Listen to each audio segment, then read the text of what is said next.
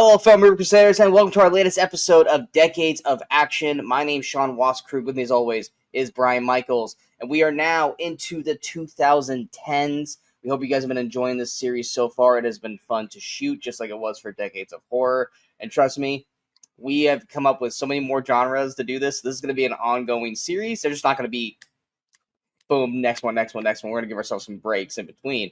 But yeah, 2010s. I thought this was going to be easy. Every decade's hard.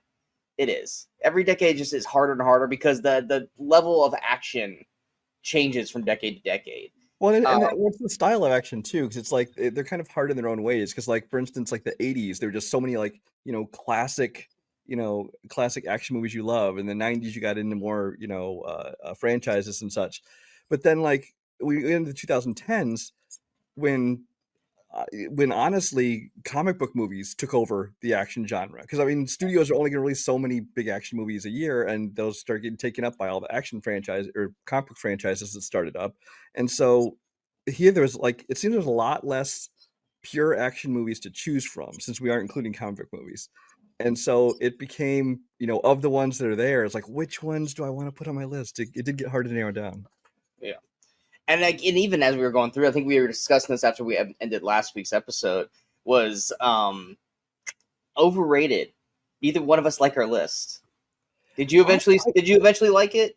Have you got yourself fixed? Because mine hasn't changed, and I'm just kind of like, eh. I honestly don't really. I mean, I have some I'm going to bring up for overrated, because I told myself I have to pick some, but it's like I didn't honestly really find a whole lot of overrated, because it seems like all the stuff that was popular or that was loved, I mostly agreed with. There wasn't a whole lot of stuff that was like super popular or super highly rated that I was like, oh, I totally disagree with this. So I have some, but I'm not happy with it.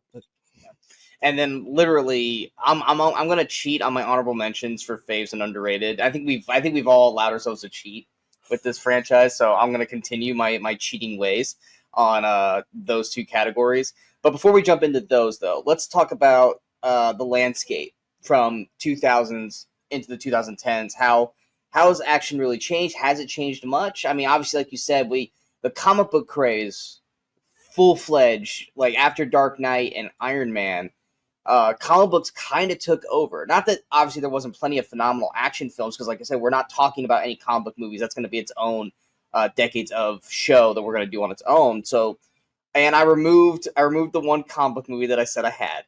I had Logan down, and I removed it, so that way I stayed true to our format. I almost put one in my overrated, just because I was desperate for overrated. There's one I'm like, oh, I could totally include this. I'm like, no comic book movies. I'm going to take it out. But yeah, so we're not talking about comic book movies, and there's still, even with that knocked out, there's still plenty to talk about here in the 2010s. But how do you see, outside of the comic book aspect of Hollywood, action change from 2000s to the 2010s? Well, I think there was a lot less star-driven stuff. I mean, like I said, kind of starting with the 2000s, but obviously continuing the 2010s, the Stallones and the Schwarzeneggers and those are kind of, fading away or not retiring, but like doing other kinds of films.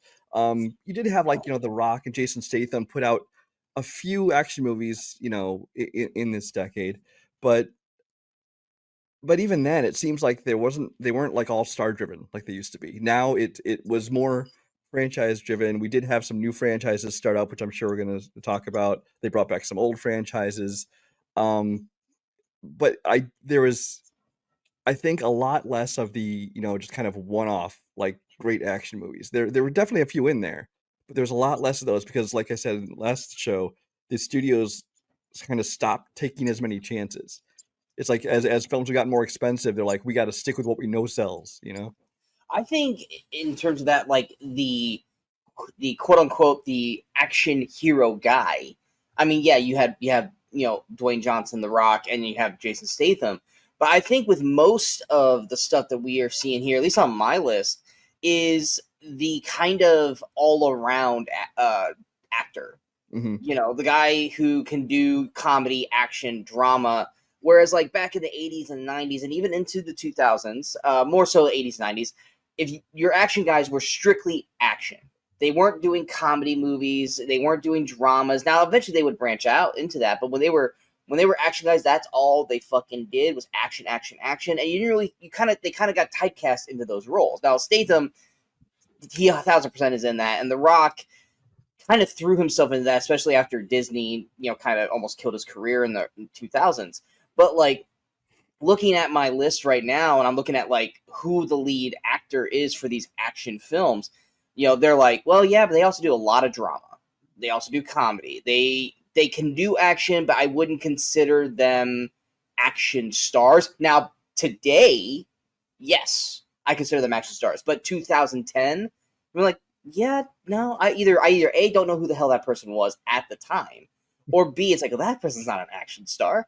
And once again, that kind of also started in the late 2000s with Taken, was that they were finding these actors and actresses who were prominently other genres, and then they threw them into these kind of revenge films. Because if there's anything, that's probably the one thing that really kind of overtook 2010s in my eyes, was the revenge genre. Was Peter in the wake of Taken, there was so many of those. Exactly. You killed someone I loved, or you took something from me, or you did me wrong. So now it's a whole I'm coming back to get you and whoever you're involved with, and da, da, da, da, da. And that, I think, is kind of, like I said, Taken started it, and then I think it got perfected with a movie that we definitely are going to be talking about, which is John Wick. And then after those two happened, that just became its own action genre, which was the revenge. Because it also opened up, and it wasn't just, and I think that also in this decade, that revenge genre kind of also opened up a lot of female-led action movies. Mm-hmm. I mean, because like back in the 80s and stuff, there was like, the Cynthia Rothrock's and the, people like this that mostly straight to video kind of things. But I think you didn't get like star, female-led movies with actual stars in it until it kind of in this wake when they started doing the revenge flicks. You had the Colombiana with Zoe Saldana, you had Peppermint with Jennifer Garner, you had a lot more of those movies like that. Breaking In with Gabrielle Union, which then led into with not revenge flicks, with actual action flicks starring Charlize Theron did a few of them and things like that. Scarlett Johansson, all that. Yeah, because like if I'm trying to like think back, and I know we're missing some. So before you guys jump in, you forgot like in the 90s, the one instance where I can legit think of one where it was a female lead and not like a co-lead with a male is probably Lori Petty with Tank Girl.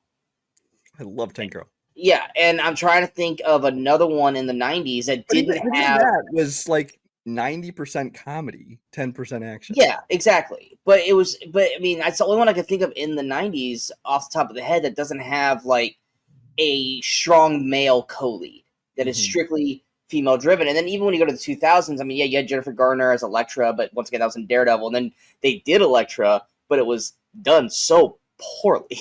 Then you had... Yeah, I think the only one glaring omission that we didn't mention is Aliens, obviously. Yes. Sigourney Weaver. Well, Terminator 2 with Linda Hamilton. But again, the lead of that movie was really... You had Arnold. Exactly. I mean, she was a strong action part, but she was not the lead. Whereas in the Aliens movies, Sigourney Weaver was kind of the lead. And they're really... I mean, there was one-offs here and there, but there wasn't kind of that wave of them like there was in the 2010s. But even then with Ripley... Alien was strictly a horror film for the most. It was. There wasn't really a whole lot of action in that film.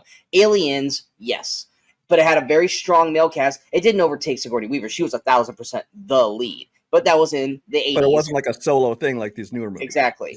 90s, I don't know. Alien 3, I feel like was more drama action, which is why Alien 3 never was really a big...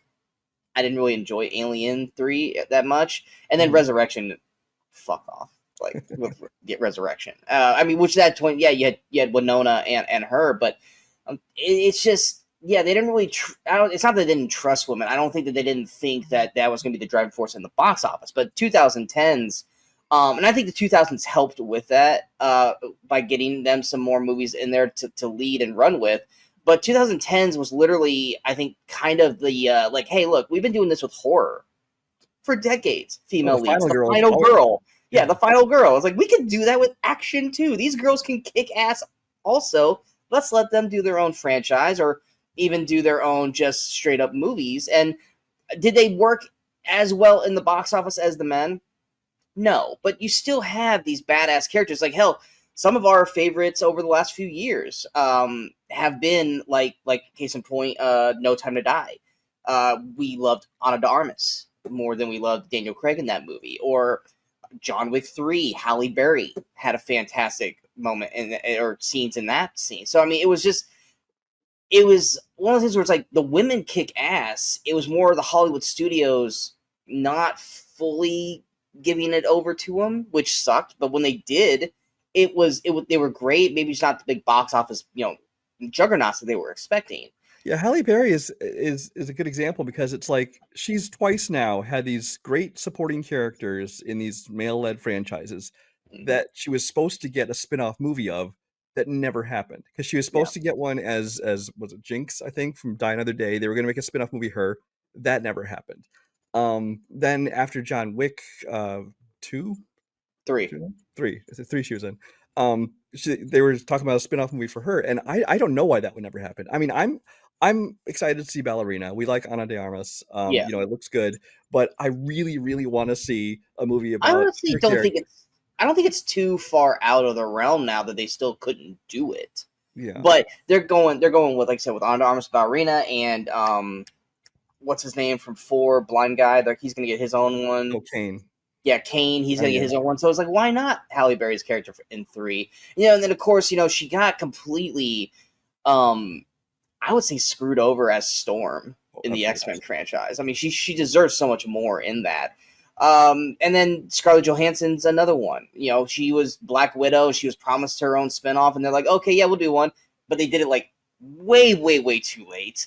And then they had to do it like as like not a flashback, but like a past. I was like, y'all fucked up with ScarJo.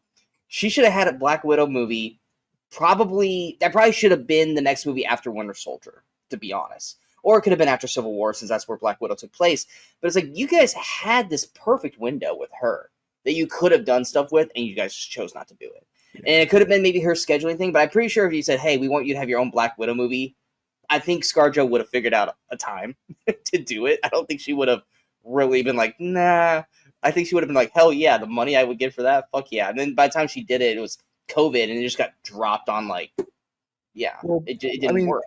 I mean, the last several years before they finally made it were there's no explanation, no excuse for why it didn't get made. But I know that early on, like around the first Avengers kind of area, they wanted to do a Black Widow movie. But the guy who was one of the guys who was like in charge of Marvel at the time was like, oh, movies led by women and Black people don't sell nearly as much. You can't sell as many action figures, things like that. And so they didn't make it in time. Enters Black Panther. But that drove Kevin Feige to basically go to the head of Disney and be like, I can't work under this guy. You got to get it. And so he basically reorganized it so that Kevin Feige only answered to the head of Disney and not to this guy, and so they could do whatever they wanted with Marvel. So this guy was out of the loop, and so they finally made it, but it was too late. Yeah, I mean, you could even throw, and like I said, we're not going to talk about this much on the show, but you can even throw Daisy Ridley in there for Star Wars. Mm-hmm. That they decided to go with the female lead in that. Now, granted, she had Harrison Ford and Mark Hamill and all them in it, even Adam Driver, but I wouldn't say Adam Driver is considered like top tier at that point. He was still kind of like, oh, isn't that guy from Girls and some comedies? But I mean, they trusted her with the Star Wars trilogy. Now, I know the new trilogy is divided with a lot of people, so we're not going to dive into that. But that was, once again, though, someone trusted to give Daisy Ridley, who was a unknown when that came out, to run this franchise, and I think she did a fine job. The main problems with Daisy Ridley wasn't her acting; it was the writing of the trilogy, which that's a whole other topic that we've had many times on the show before. Was that they had no through line plan with that trilogy. Yeah. But sadly to say, I don't think any of my movies I'm talking about have a female lead. Actually, no, one. I got one, but it's kind of a co-lead. But I have one of my underrated is actually a female lead that nobody's seen with me, apparently. Okay. So let's go ahead and jump into it. Let's get the overrated out of here, because like I said, none of us really, like I said, I think for mine, one I enjoyed, but I think people are just talking up way too much than what it was, and then the other one, I just keep hearing people praise this, and I'm just like, it's not that great. And then the other one, I don't think is considered overrated, but I think they're stupid. Do you have any honorable mentions for overrated? I don't. I had to struggle to come up with 3. So Yeah, exactly. I was like, I didn't think you would. Let me get the one that I think is probably going to annoy the most people out of the way first. Like I said, I don't dislike this movie. I think people have been clamoring for a sequel for this ever since this one came out. I wouldn't be against a sequel to this movie. I just don't think it's as amazing as everyone makes it out to be, and that's Dread. I think Dread is fine. But I'm also someone who did not hate Stallone's Dread. I know a lot of people shit on that movie from the 90s, but I enjoyed it for what it was. I had fun with it. it was I definitely a much campier version. Yes, totally campier with Schneider and Carmen oh DeSante god, screaming. yeah, Yeah, it's just like him hamming it up with Stallone. I had fun with it. Plus Diane Lane, come on, like she's like the yeah, one. Diane Lane. Yeah, absolutely, Diane Lane. That's all I gotta say. But yeah, Dredd. I love Carl Urban, and I can't wait to see what he does with Johnny Cage. Even though I don't think he was casted for the right choice for that, but he surprises me so much compared to when we first saw him as like, oh, the guy from Lord of the Rings, and you know he's become such a awesome actor to watch and enjoy. I don't know how he's gonna do as Johnny Cage, but I I'm feel like he's intrigued. perfect for Johnny Cage. I Honestly, just think age wise he's too old for Johnny Cage. I think that's my problem with it. If it was like Lord of the Rings age, I'd be like, okay, perfect. But it's like now it's like, I think he's a little past that point. But I think he was a good Dredd. Lena Headey was a solid villain. The style of the shooting was fine for the film, and yeah, it's kind of like almost like a bottle movie because it all just takes place in kind of the one location. But obviously, it's a big ass building, kind of like Die Hard. It's like it's a bottle movie, but I mean, there's so many rooms and everything that it feels bigger than it is. But I just never really understood the like gung ho love for this film. Like it's fine, but the praise that this movie gets, I'm just like everyone needs to kind of calm the fuck down. it's weird because even when I think back on it, I'm like, man, I really love Dread. That was an awesome movie. But then every time I watch it, I'm kind of like, it's pretty good. And that It's yeah, and that it's was like the you with said, me. I love everybody in it. I love the action. I love the way it's filmed. So I don't know if it's just the story or lack thereof. It's kind of a thin story to it. I don't Mhm. know what it is about it. But it's like while I'm watching it, I'm enjoying it. But I'm like, yeah, I don't get the super hype about this. But then I think back on it. I think probably because I'm hearing the hype about it, I'm like, oh yeah, that was an awesome movie.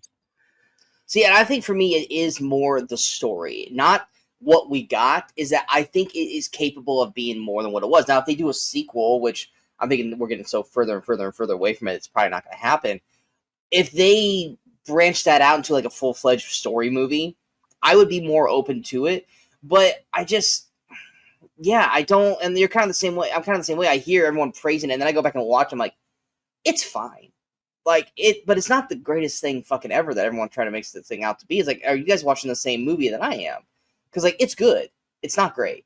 It's compared to Judge Dredd in the night. It was it 93, 94, something like that. 25. Like 5. I was like, it's better than that, obviously, because of the camp. But I honestly, if I had to choose between the two, I'm gonna watch the Stallone one because I just have more fun watching that one.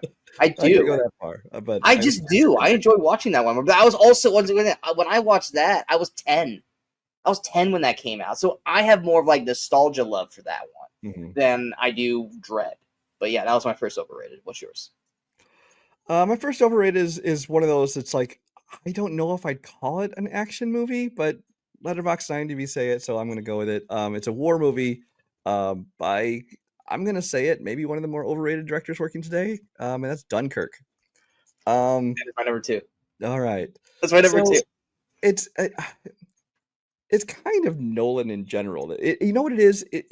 Again, this is not movies we hate. I think it's a fine movie. I've never watched it a second time. I don't know if I ever will. It was fine when I watched it, but I think that the cult of Nolan that absolutely exists out there. Uh, they they're so obsessive about it and so overpraise him and his movies that it almost makes me dislike his movies more. It's like when I've talked about it before. When I think something's fine, people are praising it. It makes me just I don't know. It just triggers something in me. Um, because I mean, visually and filmmaking wise, cinematography, all that kind of thing, he makes great movies. The sound, although he has issues with sound mixing and things drowning out, what you want to hear, it's great for a war film. Um, but again, this is a movie where the story was kind of eh.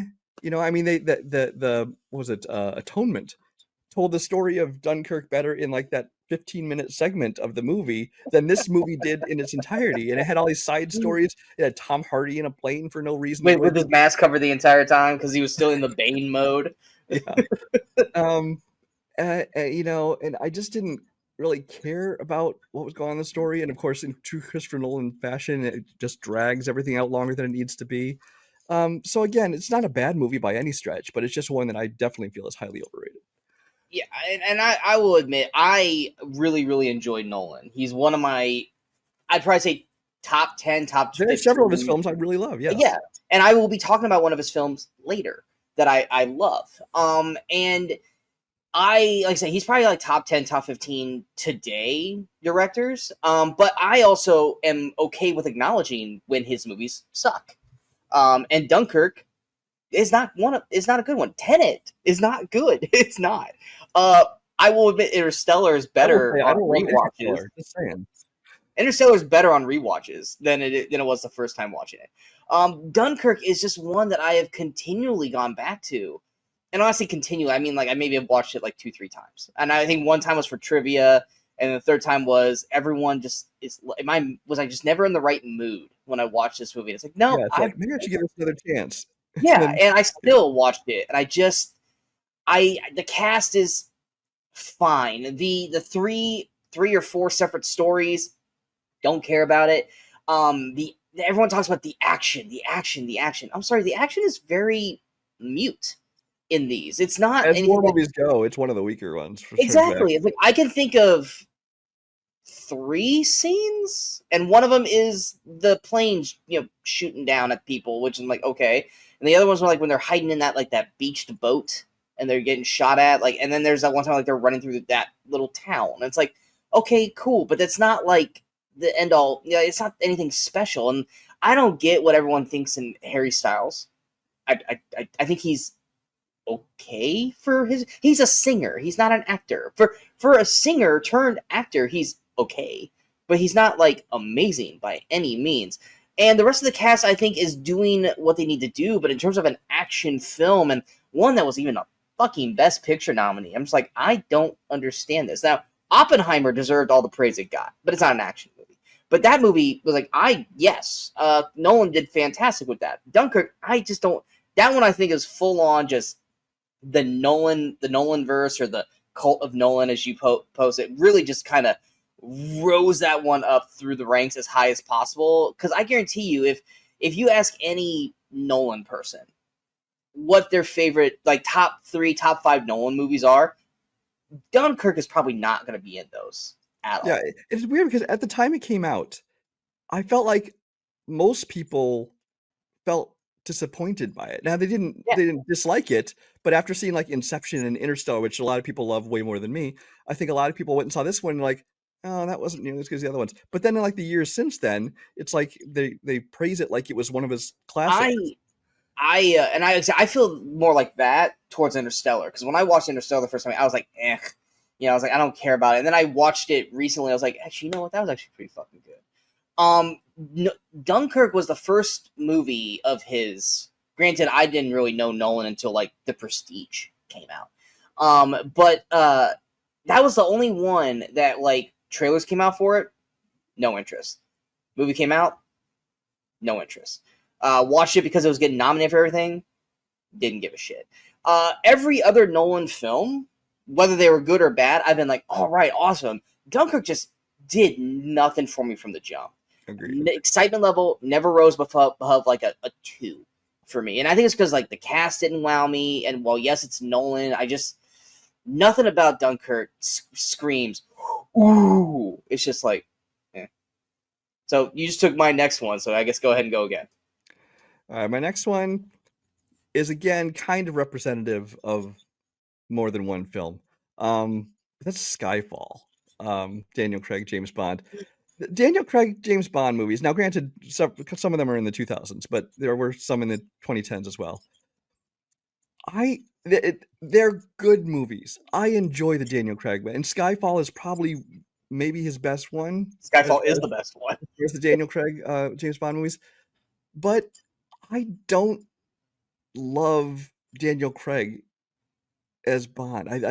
Pierce Brosnan, I think, is the perfect Bond for me because he had the right balance of the action and a little bit of the campy comedy and kind of the debonair suave. But whereas is this one, I mean, it's not a new criticism, but it's all dour and it's very serious, and he doesn't have that kind of thing that he had in all the other versions of it. Which partially I blame Nolan for, because he did it with Dark Knight, and so they're like, we need to do this with Bond. Now, granted, Yeah. Bond and Dark Knight were probably Batman Begins was made way before Casino Royale, but I feel like the Well, a year before, yeah. yeah, but I mean, I feel like how Batman Begins worked. I think that is what linchpinned Daniel Craig's Bond into that kind of character. I wouldn't doubt it. I wouldn't doubt it. But like I said, I like this movie. This is not a worst of list. This is a most overrated list, and I just feel like the people that praise the Daniel Craig James Bond movies, especially and Skyfall, just being representative of those because it's considered probably his best one.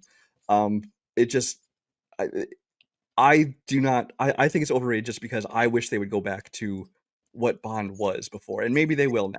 I don't know what their plans are for the future, especially with Amazon taking charge. Who knows what they're doing with it? Um, so yeah, don't I like it a lot, but yeah, I'm glad they're moving on. I'll be talking about Skyfall later. So And yeah. here's the thing is I have no problem with that. It is a good action movie. I really enjoy it. It's just I'm held back by my love of it just because of what it could be instead.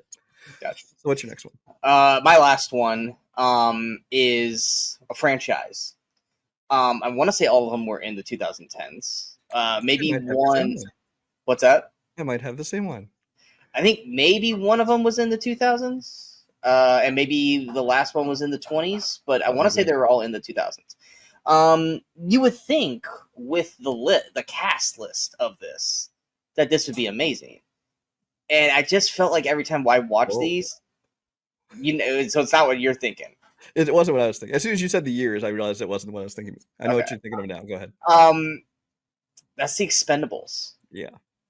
You throw in literally, it's kind of like the Love Actually of action films, but not as good. It's like, let's get every single action star from the 80s, the 90s, the 2000s, and let's throw them all into this movie and let's just blow shit up. On paper, that sounds fucking awesome. The execution of it, not so much.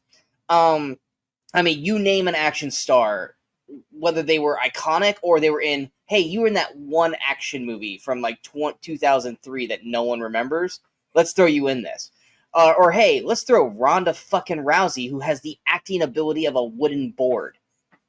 Let's throw wooden boards like that. Yeah. I'm sorry, that was disrespectful to wooden boards.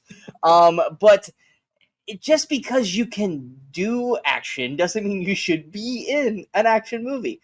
I don't hate the concept of it, but I hate the execution of it. I've watched, there's what, 3 or 4? There's 4. There's 4. I never saw the 4th one. I saw the first 15 minutes of the 4th one. I said, fuck this. I'm out. Yeah. And people gobble this shit up. I don't think people praise it as much as it, people think it should, but people are like, oh yeah. I'm like, this is like the and I know we like love / kind of hate these. We praise the Fast and Furious for continually upping the game and doing whatever they do, and it's like, okay, this needs to fucking end. Like, well, we did to a point, and then they now it's like, now they need to stop. Expendables started at that point and just kept driving it in. Well, I think you said it's representative of a franchise, but I think really that first one is the one that belongs on the overrated list because and that's what I wrote. I wrote Expendables. Yeah, I think even the fans of it realized that it got diminishing returns as it went on. But it's like you said, in concept, like, oh, we're getting all our favorite action stars together. But even when they announced it was coming, I was like, yeah, but it's all these action stars that are now like over the hill. It's like, hey, let's go watch Grandpa play war. It's you had Stallone and Schwarzenegger. You had Bruce Willis in a small role, and then they kind of padded it out with some more current people. And that's even the thing though, is that because they were older, and while that was the Stallone, Willis, Schwarzenegger, blah blah blah blah, Who was the one person who was doing most of the heavy leg lifting through these movies? Statham. It's Statham. Well, and that's Statham's doing all more the so as you workload. go on. It's like it's funny because like as you got to the second one was kind of the same thing as the first. By the time you hit 3, they were like, okay, we're just gonna bring in a whole team of young people, which Yeah. had it had was it Liam Hemsworth? It had Ronda Rousey. You had Glenn Powell in there. So and they're like, because they like we'll have them in there, and then we can still put our names on it, and they'll still have And, major roles, but I'm, we're gonna and I'm sorry. Outside of The Hunger Games, which in my eyes doesn't count, what action film was Liam Hemsworth in? no, he wasn't. None. I think they just really wanted Chris, and he's like, "I'm not doing this. All right, we'll bring his brother, and then we'll kill him off in like the first 10 minutes." Well, that way on the poster you can just say it's Stallone, Schwartz, or Statham, Hemsworth, and people won't read the fine print. It says Liam. Yeah, it's like at that point with Liam Hemsworth, he was like, "Okay, you're Gale from The Hunger Games, and you're Miley Cyrus's boyfriend. That was your save, and you're Chris's little brother." But yeah, I mean, like, I got excited. I got mildly excited when they're like, "Oh, Jean-Claude Van Damme's gonna be it, and he's the villain." It's like, oh man, I can't remember him being a villain. Now we're gonna bring Mel Gibson in as the villain. And I was like, okay. And then I was like, that still didn't make me want to care about these movies though. Well, the thing is, the people I cared about the most in these movies, and the people whose roles I enjoyed the most in the movies, were the ones with the smallest roles, because they had Mel Gibson in as a villain. I would have liked to have seen more of him in this. They had Antonio Banderas in it, but he was a very small role. In the one movie, I thought I loved his role in that movie. Wesley Snipes was the best part of the one that he was in. And it's like, I don't really care about the headliners. And as much as I like Statham, I want, I mean, there's like the Fast and Furious movies, of course, but otherwise, I want a Statham to be in a Statham movie. I don't want to see him trying to play all these other guys. Statham was the epitome of he was brought in as a role player with a team of vets. Going sports analogy with this. He's a young role player who's on a team full of vets that have all the clout, but he's the one that has to do. He's the one who shows them up and has to do all the heavy lifting because the veterans are too tired or don't care enough to want to put in the effort. So he's out there doing the work of 3 people. And it's literally Statham's franchise. If you go back on it now, I think everyone's like, oh yeah, that one was like, yeah, Statham. I'm like, yeah, Statham was like 8th billing.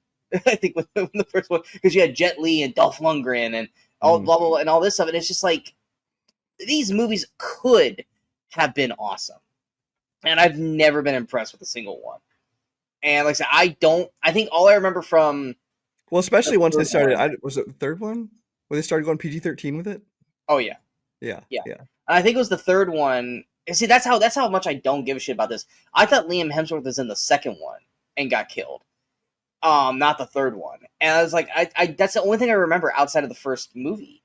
And that I remember, like, was it Jet Li and Dolph Lundgren's fight in the first film? Because, like, Lundgren, like, jumps back and forth between good and bad. The only one I watched a second time was 3 because, like I said, I wanted to see Banderas and Snipes, and then even then I was like, I don't really care about the rest of the movie. Yeah, so it's in terms of overrated, that one had the potential to be massive, but it still did decent numbers box office wise. But yeah, I've never gotten that franchise at all. My last overrated was a franchise that did do huge numbers on all the films. There were 4 of them in the 2010s. There was some in 2020s, but they aren't the same group. They connected, and that's the Hunger Games.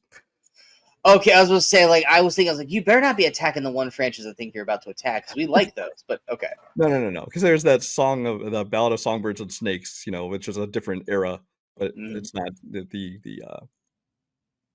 it's not the Hunger Games Jennifer Lawrence ones, yeah. Yeah. This is a franchise which was every movie's huge. These things were breaking records in box office. They're all doing great. People were praising them and loving them. And I think that they are mediocre at best. I think that first of all, as the first movie came out, I hadn't heard. My wife had heard of the book, and I think she even had read the book, and so she actually went and saw it with me. And she never sees movies with me, so I'm like, okay, I'll check it out. And I go see it, and it's basically a battle royale ripoff. Which battle royale, I not everybody's going to know that movie. It's a Japanese movie. Basically, a bunch of kids are put on an island and forced to fight it out. It's basically the same scenario. They find weapons and use, but that's fine. You're going to remake a Japanese film, fine. This one isn't a remake, but it's inspired by kind of thing. But it wasn't even that great of a film. I first of all, I hate the look of the film. I hate the all the costumes and all the hairdos and makeup and stuff that looks like some weird, Paris runway show. Yeah, but it's Um, also in the book, so it's kind of hard to knock it. yeah, well, that doesn't make it okay. I'm just saying that they're doing the book. If that's where the fault lies, great, but there's still a fault, is what I'm saying. Okay. Um, just because it's bad source material doesn't mean it's a better movie because of it. Um, and so I was like, I didn't like it. I didn't like the characters. I didn't buy any chemistry between Josh Hutcherson and Jennifer Lawrence. Or Um, Liam Hemsworth. I yeah, or Liam Hemsworth. I didn't like the way it looked. I didn't enjoy. I mean, it was just kind of mediocre at best. But then they're like, oh, they decide they're gonna drag it out, and apparently they made however many other books, and like, okay, so we'll make movies of all those. They dragged the franchise out basically through the whole next several years, and it's basically just the same thing over again and over again and over, and it doesn't get any better. The look is still just as bad, the chemistry is just as bad, the story is just as bad, and nothing about it. Yet they continued to make tons and tons and tons of money. But for the purpose of this list, I'm going to call it the first film, The Hunger Games, as one of my most overrated. See, I had a girlfriend at the time who was a big book reader, and she forced me to read The Hunger Games and Catching Fire before the movies came out. And I actually enjoyed the books for what they are. I didn't enjoy Mockingjay. I thought it was overtly bloated and kind of bleh, and I Oh, got yeah, and on bored. top of that, when you decide we're going to break it into two movies just to cash in, Yeah, but the first two books I really enjoyed, and I actually enjoy the first two movies for what they are. Granted, the way they describe Katniss in the books, Jennifer Lawrence is not the person that you cast for that, because she's can I one of just those girls say, that like. Go ahead. I was No, going to you go say, ahead. just because you mentioned Jennifer Lawrence, these movies ruined the X-Men franchise. It made Jennifer Lawrence a star, and all of a sudden Mystique is the star character in the X-Men. It's like, Mystique was usually a villain and always a supporting character, whether good or bad in the X-Men. So that pissed me off. Anyway, go ahead. But yeah, like when you read the books, Jennifer Lawrence is not the person. Like it's supposed to be a girl who like is kind of dirty, grungy, doesn't do her hair, just kind of a messy girl who maybe if you clean her up can be attractive. Jennifer Lawrence is attractive no matter what. So it's like you already casted the wrong person for the role. The rest of the cast I think is fine for what they do, and Jennifer Lawrence is good in the movie. Like Except she's Peter not seems bad. like her little brother. Doesn't seem What's like that? Peter seems like her little brother, not a love interest. That's just because Josh Hutcherson's so small. And even then, Josh Hutcherson was probably miscast too because of how PETA is described in the book. The last thing Now, is, granted, these movies, I was like, who's this Josh Hutcherson kid? This guy is nobody. I don't like him. He's crap. I don't want to see him again. But then he's gone on to make some, great decisions in well, projects. see, I knew him. I knew him from Xanthura, from when I was a kid. Yeah, Yeah, but exactly. I mean, you know how much I love Detention and Five Nights at Freddy's. Whatever you thought of the movie, I thought he was fine in that. And then as the villain in Beekeeper, I loved him as the douchebag villain. So he's actually won me over since then. Yeah, and Jennifer Lawrence at the time, I think I only knew her from like, oh, she played the daughter on the Bill Engvall show, like because I didn't see Winter's Bone or anything like that when it came out. But they're all fine in the movie. No one's bad in the movie. Stanley Tucci's chewing the fuck out of the scenery, and I love Tucci in the movie, and I think Harrelson's great too. But yeah, the action in it is okay. No, even young Jack Quaid in the movie has barely any speaking roles in the film, but he's good. So I enjoyed the first two movies. It's when Mockingjay came out that I kind of was just like, yeah, just because the book's not that good either. That I was just like, eh. So I mean, I'll defend the Hunger Games for what it is, but I don't even consider them action. I consider them, teen coming of age, not coming of age, but like the teen, like Divergent, like they're in that category. See, but I think more so than some of the other, teen, like, whether it be Twilight or Divergent or whatever, I think these are the central thing of it is a giant action tournament. Whatever. I know. It's just when I think of Dunkirk, honestly. Yeah, it's like when I think of Hunger Games, I don't think action film. I think of teen film. But I mean, it's fine that you constitute it as action. Like I do that too. Is the way we've done it even before. IMDb or even Letterboxd can't make up their mind. They have two of them are counted as action, two of them aren't listed as action. So yeah, probably what Mockingjay is not action. No, the first one isn't listed as action, and one of the Mockingjays isn't listed as action. Probably the third one. But yeah, it's just yeah. But next we'll go to our underrated. I'll go ahead and cheat with my first cheat. I'm not going to spend too much time on them, but I have two honorable mentions. I just couldn't decipher which one. One of them I don't think is necessarily underrated because I think it's very popularized, but I feel like in terms of the action films that came out in the tens, that this one probably gets overlooked. And that's Edge of Tomorrow or Live, Die, Repeat. But let's all face it, it's fucking Edge of Tomorrow. It's not Live Die. What's that? I said it's not Live Die Repeat, no matter how much they try and retroactively change that. Exactly. It's Edge of Tomorrow. But yeah, Edge of Tomorrow, Tom Cruise, Emily Blunt. Emily Blunt's so fucking good in this movie. I think this was the one movie where everyone kind of like finally was like, dude, Emily Blunt's a badass. It's like fuck yeah, she is. Like I literally feel like she was having a solid career, but she was still like the Devil Wears Prada girl. And then this came out, you're like, this and like Sicario. It's like, holy crap, Emily Blunt is fucking amazing. And now she's like one of my favorite actresses like in Hollywood. Tom Cruise is being Tom Cruise. I love the basically the kind of the Groundhog Day effect of this. I think visually everything looks great. I think the action in the film looks really good as well. Because Tom Cruise, outside of like the Mission Impossible films in the 2010s, he was kind of just all over the place in terms of films outside of that franchise, where it's like Oblivion and Valkyrie, and it's just like you couldn't really pinpoint what Cruise was trying to do in the 2010s. It's not like they were all bad by any means, but they weren't really memorable, outside of I think Edge of Tomorrow, and I really enjoyed that. The other exception for me is the first Jack Reacher film. I thought was very good. Yes, and I actually just went and watched the first two recently, and I Jack Reacher was I really like. The second one I thought was the second one was fine. A big drop. It was fine for what it was, but it is considerably a big drop off from the first one. And then the other honorable mention I've got is a war movie that I think if you say it, most people are like, oh yeah, and not go, oh yeah, definitely, and that's Fury with Brad Pitt and John Bernthal and Shia LaBeouf and oh god, there's another person I'm missing. Logan Lerman. Michael Pena. Logan Lerman. Yeah, and what? Michael Pena. I was saying, wasn't Michael Pena in it? And this is basically it's just a tank team who all work on this one tank. I think the cast in this is fucking awesome, but I also think that John Bernthal is one of the most underrated actors in Hollywood.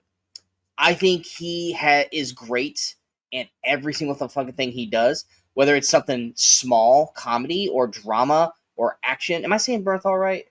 Bernthal, yes. Yeah, okay. I always the ones need to be slapped. Yeah, so I was like, I'm always afraid I'm saying the Jay's last name. And I was like, it's Bernthal. Yeah. It's kind of like Schneider and Roy and Rob. I get worried whenever I see Schneider, yeah. Exactly, but I always get afraid when I say John and Jay. But John, he's one of my favorite actors. I love that guy so much. And had you told me that he was in the first Accountant film, I would have watched it a fucking lot faster. By the way, I would have watched it way faster if you had told me that John was in the first one. And if you hear that he's in The Amateur, don't rush out and see it because he's barely in that movie for no fucking reason. I did see him in the trailer. So yeah, he's in 2 brief, inconsequential scenes, and I kept waiting for him to come back and something has happened with him. Nope, he's barely in the movie, and I don't know why he's even in it. But anyway, sorry. Well, that's a bummer. Yeah, because I actually want to see The Amateur. But we won't. Movie, but we'll get into that. Okay, yeah, we won't get into it. But yeah, the Fury is, like I say, it's such a great cast. I think they do a great job with the tank warfare in it. I think they do a fantastic job with the characters and the moments that they have.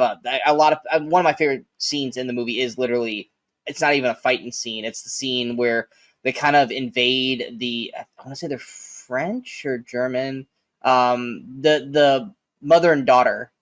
And they're like cooking for them, and like they're French because they're battling the Germans. I thought they were French.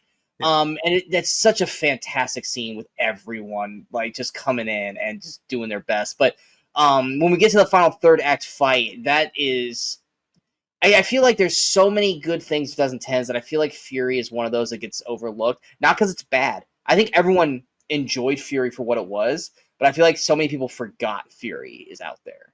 And that's why I definitely deserve to be in the underrated. Good flick, I agree.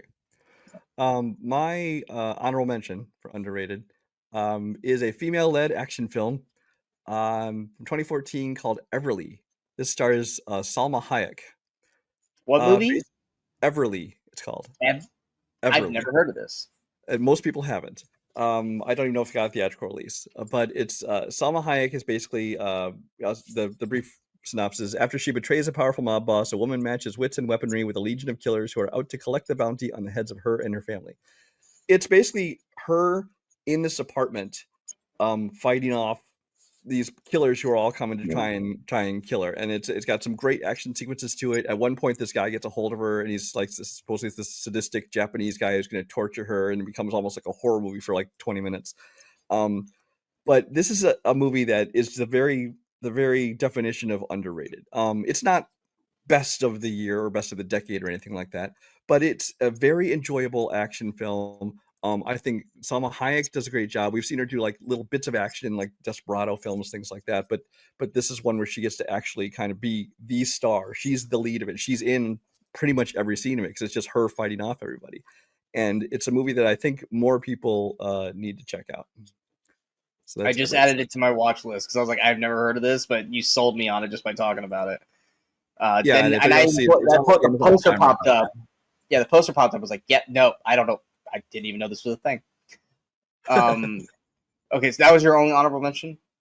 That was my only honorable mention, yes. Okay. My first actual underrated, I talked about it briefly in last episode when we were talking about Black Hawk Down. And I feel like this is the most underrated, overlooked, but probably in terms of film, the best Michael Bay movie. And that's 13 Hours. Oh god, I forgot the whole long Secret Soldier of Benghazi. Exactly. 13 Hours is fucking amazing. I think this movie is criminally underrated. I think it's criminally overlooked. And it came out basically during the height of hate of Michael Bay. Because he's doing all the Transformers movies. I mean, he would do the random one like Pain and Gain, which I thought was fine, but could have been so much better than what it was.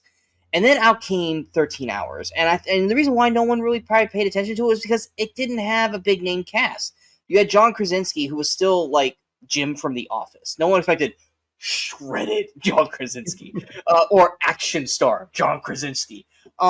It's got a fantastic cast behind him.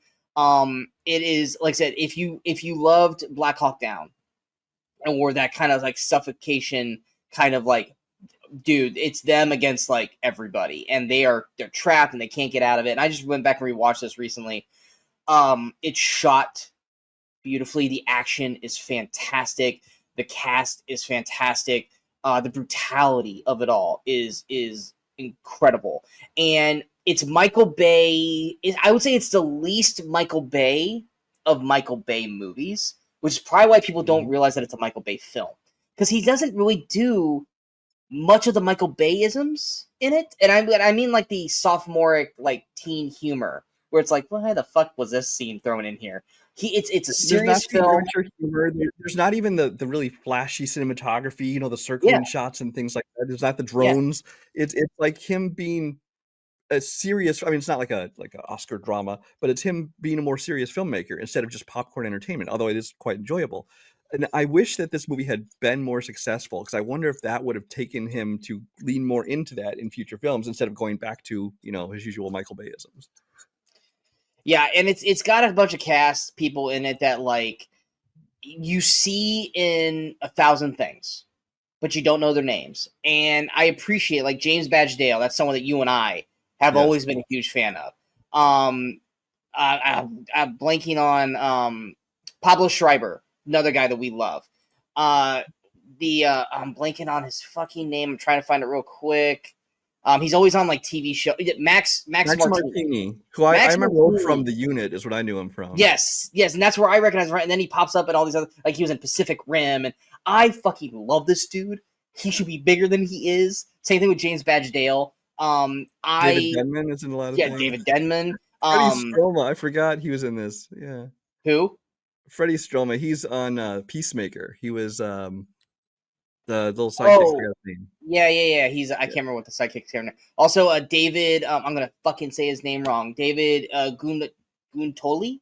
Guntoli. I don't. He's from Grimm, the TV show Grimm. Uh, Uh, yeah, he plays one of like the CIA agents that get caught, and they have to go save him. He's great in the movie. This cast is awesome, and literally, it's a bunch of actors that are underappreciated, hence the reason for underrated. They are some of the best actors out there, especially in these roles, and no one remembers their fucking names. The only name, for the most part, that most people will know is John Krasinski. And even then, at that time, they probably didn't know him as John Krasinski. They just knew him as Jim from The Office.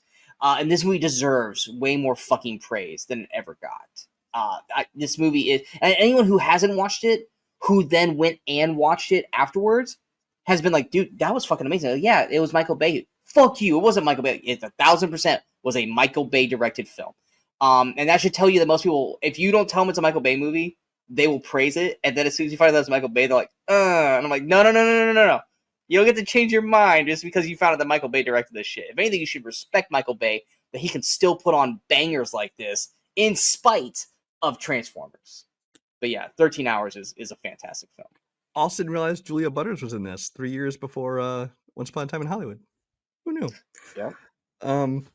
So my first official underrated movie I also referred to on the last show, and that is 300: Rise of an Empire.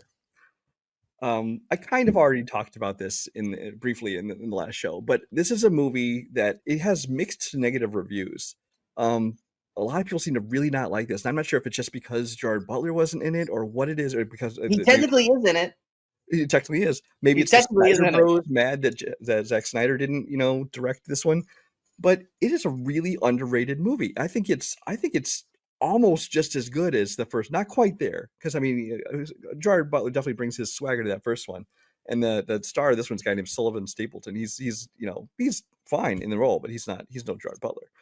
Um, but I love that it is, as I think I referred to as a sidequel, because it kind of takes place before, during, and after the events of the first film, and I love how it does that and kind of weaves in between. Like you see scenes where they interact with the other film. I think the cinematography and the style of it is just as good as in the first one. It has the best hate fucking scene ever put on film with Eva Yeah. Green, Sylvester Stapleton. The It's only other one I think that rivals it is in the TV show True Blood. That's the only other one that I think rivals hate fucking even remotely close to this movie. yeah. But yeah, I really loved this movie, and especially, and I will say, if you have the capability at home to watch it in 3D, it's a great movie to watch in 3D. I think it uses it super well. I kind of wish the original 300 had been done that way. Um, and it's one that's always just baffled me why it has. I mean, I don't expect everybody to love it as much as I do, but it has really kind of negative reviews. It's an average score of 2.5 on Letterboxd. I'm like, what the fuck is wrong with you people? So yeah, this is one that I think I absolutely underrated. I enjoy 300 Rise of an Empire. It's nowhere close to 300 in my eyes. And I think that's because of the cast. You grew to love Gerard Butler, David Wyndham? Wyndham, yeah. Wyndham. Uh, Wenham. Yeah, Wenham. Wyndham. And even Michael Fassbender in the small role he had, even before he was Michael Fassbender, but you loved that character in this. And everyone else in 300. 300 Rise of an Empire, I think, looks gorgeous, but I think it was also because they didn't have Snyder behind it that I think a lot of people kind of like stuck their nose up at it. Mm-hmm. This movie, to me, lives and dies off the gorgeously amazing Ava Green, who I still don't understand why she still isn't really doing stuff, or at least she's not in the limelight, because she's one of my favorite actresses. I love her in everything she's in, and she is fucking awesome in this movie. In more ways than one. But I also think that Awesome, and she's fucking awesome. yes. I also think that kind of one of the things that I don't think hurt it, but I think maybe it's because people just weren't fully into it, was the ship battles. Well, that's what I loved about this. This was kind of like the naval story companion to the army story of the first one. And I love that. And I said this in when we were talking about Troy, and Pirates of the Caribbean. I was like, I really enjoy naval battles when they're done correctly, and I think 300 does a really good job. I think it was more that was probably some of the things that turned people off from it. That not really having much of a name cast, and the whole sidequel part, which I thought was actually intriguing. I think probably turned some people away from it as well. It probably felt more like a cash grab, but I will watch anything that has to do with 300. Hell, 300 started off almost a very bad trend with the overtly bloody CGI like fighting. That I will say this, and this was probably one of my biggest like U-turns ever. Spartacus, the TV show Spartacus, hands down, probably the worst 2.5 episodes to start a series because it so badly was trying to copy 300, and then like halfway through the third episode, it just turns and becomes one of my favorite TV series of all time. But that was the thing, is with the very, very first episode, I was like, this just acts like a 300 knockoff, and in all the bad ways. Like, it literally is just a piece of shit 300 copy. And then it ended up becoming one of my favorite series of all time. But 300 Rise of an Empire, I think, is actually a very solid film. Not up to the same par as 300 for me. In terms of memorable, like, I've watched 300 more times than I can count. 300 Rise of an Empire, I think maybe I've watched like 5 times. But I still think it's a very solid 2010s underrated film that people really don't give, its due, and it does deserve its due. But yeah. I'm curious to see if our top 2 are the same here. It depends, because my number one, if it's not here, then it's definitely in your faves. But okay. I feel like it deserves to be in the underrated, so I think I think we're right there. The second one, I don't think you're gonna have this. Oh, okay. So, what's your 2? If it is, I'm gonna be happy, but. My number 2, we talked about it on one of our, I think it was weekly Crusaders. I love this movie. There's been talks of a sequel for years, and I've been anxiously waiting for it. I don't think we're going to get it. I don't think Brian's a huge lover of this. I think he's just like, it's fine. I can't remember if you love this or not, but that's Alita Battle Angel. Yeah, I think you're fine with it, but I don't think you love it. There were things about it I really liked and things about it I really didn't. But I love this movie. And I've never read the Alita books, so I can't really gauge it off that. Robert Rodriguez, also James Cameron to a point. Well, James Cameron was supposed to make this movie for like 20 years. And of course, he got obsessed with nothing but Avatar. So Robert Rodriguez basically said, hey, will you let me make it? And you can be producer? He's like, sure, we'll do it that way. And And honestly, I'll just get this out of the way, and I'll let you talk more about the movie itself. But I feel like if James Cameron had made this movie, I would have loved it, because the things I didn't like about it were the Robert Rodriguez-isms. Because early Robert Rodriguez, like Desperado and that, loved it. But once he did like Spy Kids and that kind of stuff, and he started turning into looking like his whole his whole films were filmed in front of a green screen in his basement at home, and just the style of his films, I really didn't like the way it looked. I didn't like some of the design of the actual I don't know what you call them, robots, androids, cyborgs, whatever. So I really wanted to like this movie a lot, and it wasn't a bad movie. I enjoyed it. It was fine, except for the random Edward Norton cameo at the end, which I assume was because they wanted to make a sequel. They were setting it up for a sequel. Yeah. So it was fine. But anyway, go ahead. Yeah, I love the world that we got with it. Yes, you can see that they were setting stuff up for sequels, like they said, the Edward Norton aspect of it. They're still being talked that they're going to do it even as early as this year. They're still saying, yes, Alita Battle Angel, we are going to get this. They need to fucking hurry because people are getting older. But I love the cast that we got, even though most of that cast is dead now, like Jennifer Connelly, Mahershala Ali. I cast the actors where I'm like, what? Well, I'm talking about for oh god, you meant characters? Yes. Well, I'm talking about wow, one of my favorite actors. I'm blanking on his name. Glorious Bastards. Christoph Waltz. Thank you, Christoph Waltz. I had Chris and I didn't have Waltz. He's still alive, and I don't want him to get too old to do this movie, especially if he's going to do any kind of action with it. Well, Mahershala used to be attached to movies that aren't going to happen, so. Yeah, but he died at the end of this one, so he wouldn't be in the sequel anyway. Yeah, true. but I really enjoy the film. I love that they added kind of like the rollerball aspect to it, because I always thought rollerball was a awesome concept, but the movies never really did a good job with it. I think is it Rose or Rosa Salazar? Rosa. Rosa. I think she's fantastic as Alita in this. And yes, you have to get used to her eyes being super fucking big in it, but I think she's great in this movie. Like I said, I enjoy the Hunter Warrior sub storyline. What I do think though is I think this movie would have been better as an HBO series, because you literally watch this movie and it feels episodic. It's like episode 1 is her, getting built and coming to life and kind of figuring out how things work. Episode 2 is the introduction to Hunter Warrior. Episode 3 is the introduction to the battle, the rollerball thing. I feel like this movie is kind of like 4 episodes smushed into a film.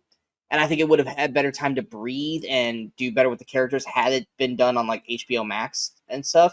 But Well, I feel like if they do continue it, I don't think you'll see a movie. I think it'll be a Disney Plus series I don't think it'd be Disney or Plus. I Hulu. think it'd go Max.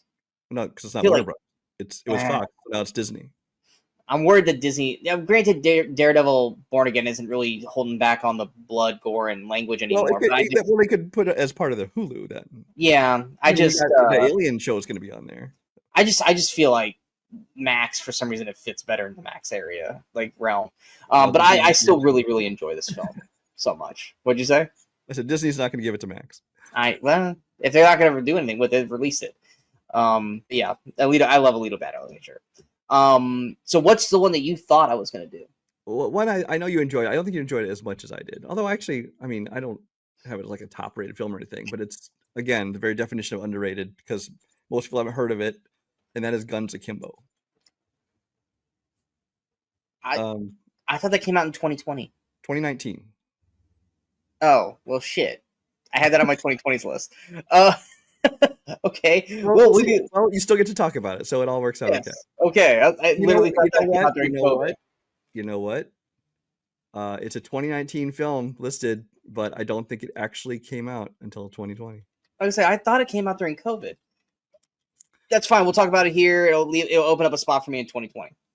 Fine. We'll talk about it now. It's listed as a 2019 film. I'm going to call it a 2019 film. Guns Akimbo is a film starring Daniel Radcliffe and Samara Weaving. It is action. It's just as much comedy as is action. Basically, he's a guy who's basically prides himself on being a troll. On totally is in comments of like this game show essentially, where they take two people and they are ordered to kill each other. Whoever kills the other one wins. He's this troll. All of a sudden, see people break into his apartment, knock him out. He wakes up with guns bolted to his hands. And basically, they're like, you're in the game now. You think you're so much better than these people? Yeah, now you're a contestant on it. And so he's basically trying to survive. He's supposed to try and kill this other person, played by Samara Weaving, who's called Nyx. But of course, she's going to be trying to kill him as well. Things go on from there. I won't give away anything in the story. But I think that it is just such a fun movie. I love seeing a different side of Daniel Radcliffe. This is kind of... He obviously done the Harry Potter movies, and he'd done a few things since then, like Swiss Army Man, and some other movies where, he'd had moderate success, where people were at least acknowledging that he could be more than Harry Potter. But I think this is the first one where he broke out and just seemed like he was just so much fun to me. He was just really enjoying the role. He, was not too, proud to make a fool of himself. It was a great character. Samara Weaving plays a badass. She's awesome in it, and this is just a movie that no one, well, outside of me and you and everyone we've preached to, most people haven't heard of this movie, and they should all go check it out. And it's available to watch like everywhere: Roku channel, Peacock, Pluto, whatever. The one negative of this movie is the horrifically awful main villain, because that dude is one of the worst acting performances of recent memory. I hated that guy so much. But outside of that, Guns Akimbo is fucking awesome. It's basically like you said, it's kind of like real life, like Grand Theft Auto, where the world has become a game to a point, and these two people have to find each other and kill each other, and everyone is watching, betting on it, all this kind of stuff. And I appreciate Daniel Radcliffe so much. And I told this to Kimberly, it must have been like a week or two ago, because we were literally talking about something like this, where I was like, he could just not work the rest of his life. He could rest his laurels on just being Harry Potter and not do anything. All three of them, Ron and Hermione as well, they all could just not do shit. Now, Ron, like Rupert Gint, Yes, Grint. He's not on the same level as those two, but I mean, he's still out there acting. He's not doing anything super, awesome or anything, but he's still out there doing his stuff. Emma Watson, I mean, she's amazing, but she's so focused on school as well and her other things that she doesn't really do a whole lot. But when she does pop up, I'm excited to see her. Daniel Radcliffe basically went, look, I don't want to just be Harry Potter the rest of my life. So I'm going to go out there and I'm going to do every single role that is the opposite of Harry Potter. He's been doing Broadway musicals. I mean, he's doing Broadway. He does comedy on TBS. Like, he's not like too big to do a TV show. Swiss Army Man, where he's basically a farting corpse. It's just like, dude, I don't know if I like this, but fucking bravo that you're doing this. Like, I appreciate him so fucking much, because he is a dude who you will give him any script, and if it's something balls to the wall crazy for him to do, he's like, I'm in. And this is one of those. Like, he's probably, outside of Swiss Army Man, because he's a farting corpse, this is probably his most unlikable performance in any of his movies, because he's such an asshole, like, troll who kind of deserves what he gets, but not to a certain point. But then his likability as an actor makes you kind of root for him for the whole time, because Samara Weaving's fucking awesome in this movie as well. And just his whole getup through the whole movie, because he's wearing like a robe and like slippers, and he's like just looks disheveled the whole movie. So it's such a fun film that, like I said, maybe 10% of the population have even seen this film, because it's one of those that's just like a straight to. I don't think, did it ever get theatrically released? No, that's I was just looking up the release date to clear up this 2019-2020 thing. It hit a bunch of film festivals in 2019, but it was a February 2020 DVD straight to video premiere. I was gonna say, because I was like, I remember, because I like broke my foot and I was like on like bed rest for like 3 months, and this was like one of the first like this and like Bloodsport and all this other stuff was like coming out, and Bloodspot, whatever, the Vin Diesel one. And this was one of those. Bloodshot. And it was so fun. It was so awesome to watch. And Guns Akimbo deserves all the praise. Yeah, it's fun. I would say the tone of it is probably closest to like Crank. I mean, he obviously doesn't have the physical abilities of Jason Statham, but as far as the tone of the film and kind of the style of the film, it's very much that kind of just chaotic, wacky fun. Yeah. All right, so going to my final one. I want to say it's the same one as you. It's gotta be. It's got to, unless you put it in your faves, but it deserves to be an underrated. So I'm pretty sure we got the same one. This movie is a movie that we love so much that we have named it after an award. Every year when we do the Movie Crusaders award show, which you guys love watching, our best fight has been dubbed the You Should Be Watching The Night Comes for Us on Netflix, aka the Best Fight Award. The Night Comes for Us. This movie is the epitome of badass fight action sequences in 2010. Is it Korean? Indonesian. It's Indonesian. These guys are fucking insane. And it is bloody and brutal. And Brian and I love the shit out of this so much. I don't know how much I want to say, because I know there's so many people who have not seen it, much like Guns Akimbo, so I don't want to divulge too much. So why don't you take over? Yes, The Night Comes for Us is a movie that, honestly, I probably only watched it originally because of The Raid.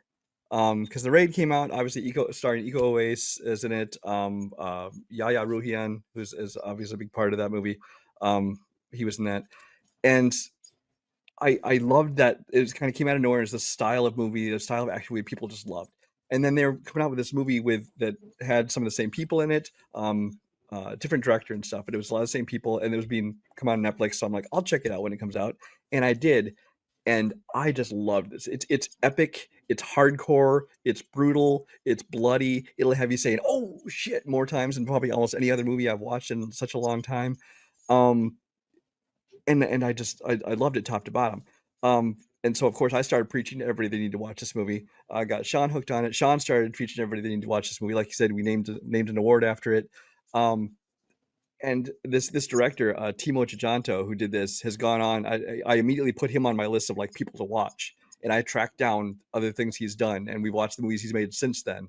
He did Shadow Strays this past year, Yeah. and he's done a lot of other ones that are just equally brutal and hardcore. It's not quite up to the level of this one, but this is a movie that it very well could have made my top 5 or at least honorable mention for the decade, but because of its underrated status, I felt this is where it belongs. It belongs number 1 slot on this list instead, because we're going to keep preaching that more people need to watch this movie. Because I think that if you love The Raid, if you love those kind of movies, these Indonesian action movies where they just go all out, they should really check this movie out. And it starts. I will say the first 20 minutes or so, you're going to be like, really, this is what they're loving? I mean, you won't hate it, but you'll be like, what's the big deal about this movie? Once it gets going, though, it just goes. It just never slows down.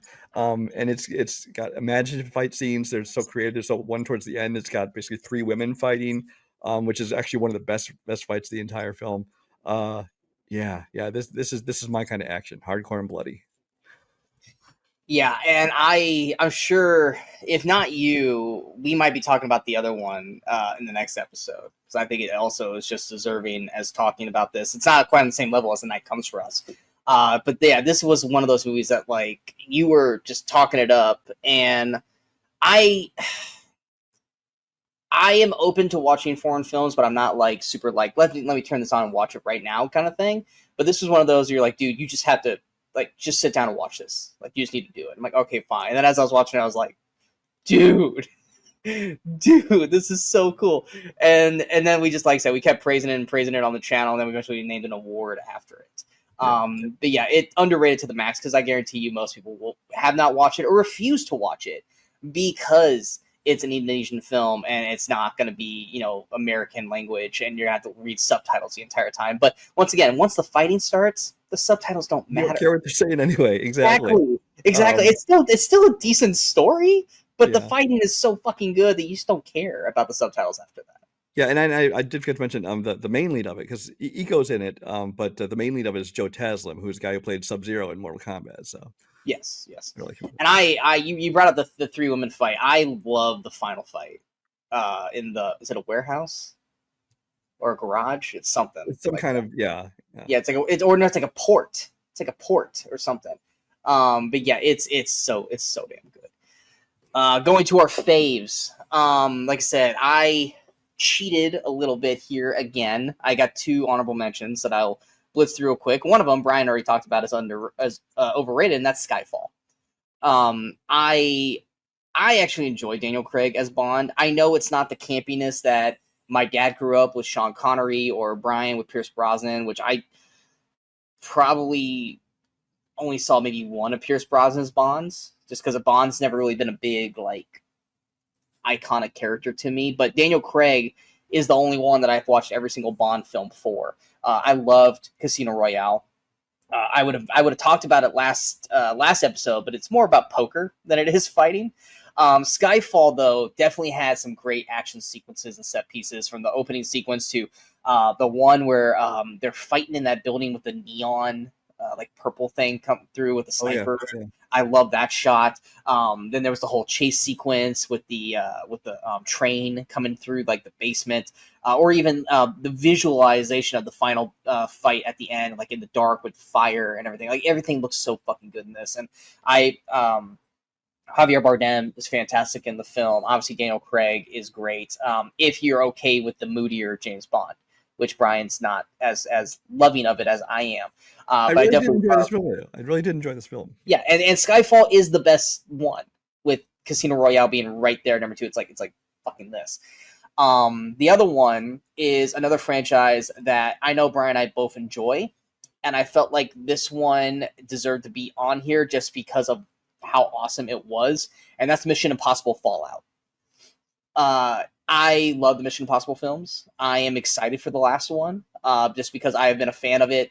I wasn't a fan during the first two, but by the third one, I became a big fan, and then I was fixated on the Mission Impossible franchise from then on. Fallout, yes, most people will know it as the Henry Cavill, fist pumping thing, but there are so many great scenes, and I wanted to kind of just throw Mission Impossible in here in general, but Mission Impossible spans like fucking 4 decades, so I couldn't really cheat and go franchise because it's in the 90s, the 2000s, the 10s, and now the 20s.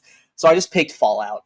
I the whole helicopter fight sequence and just everything about this film. I love the Mission Impossible franchise. The stunts, everything that Tom does, and the way McQuarrie has done the last few films and the way he shot them. Everything about this franchise, I am all on board for.